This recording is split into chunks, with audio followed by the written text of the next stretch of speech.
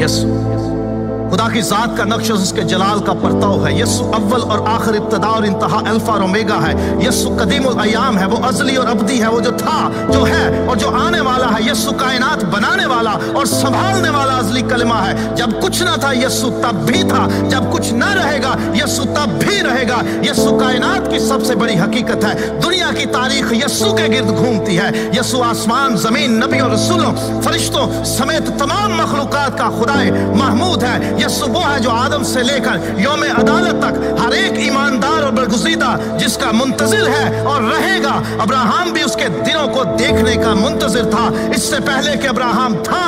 यीशु है। यीशु बादशाहों का बादशाह, खुदावंदों का खुदावंद है। यीशु जलाल और हशमत, कुदरत, दौलत, हिकमत, ताकत, इज्जत, शुक्र, तमजीद, परस्तिश और हमद के लायक खुदा है। दुनिया में कोई ऐसा तराजू नहीं जो यीशु की कुदरत, इख्तियार और अजहद भारी जलाल को तोल सके। दुनिया में कोई ऐसा पैमाना नहीं जो यीशु की मोहब्बत, रहम, करम और तर्ज की हदों को माप सके। दुनिया में कोई हस्ती ऐसी नहीं जो उसके ख्याल और इरादे को परख सके।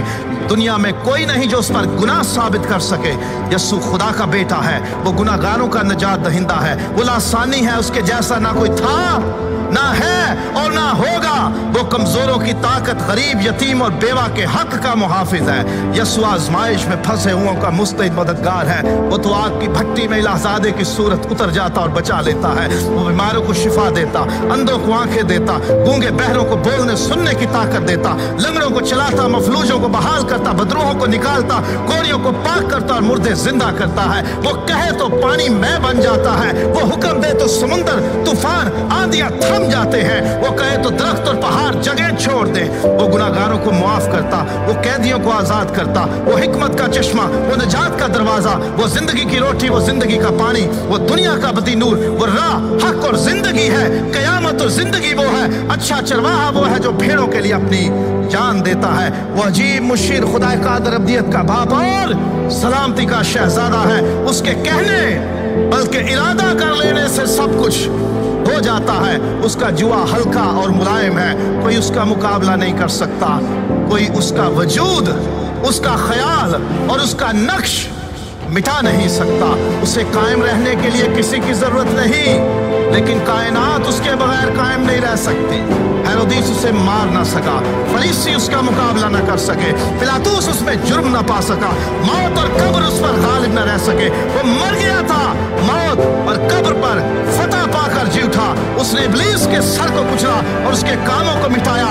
वही है जो सबको आखिरी दिन फिर जिंदा करेगा। वही है जो जिंदों और मुर्दों की अदालत करने को आएगा। हर एक के काम के मुआफिक देने के लिए अजर उसके पास है। हर एक घुटना उसके आगे झुकेगा और हर एक जुबान इकरार करेगी कि यीशु मसीह खुदावंद है। और वो भी जिन्होंने उसे छेदा था उस पर निगाह करेंगे और छाती पीटेंगे कि हमसे ये क्या भूल हो गई, हमने इसको क्या जाना। दुनिया की जुबानों में, दुनिया की किताबों में, आलिमों के ज़हनों में कोई लफ्ज ऐसा नहीं कि जो यीशु की शान को पूरे तौर पर बयान कर सके।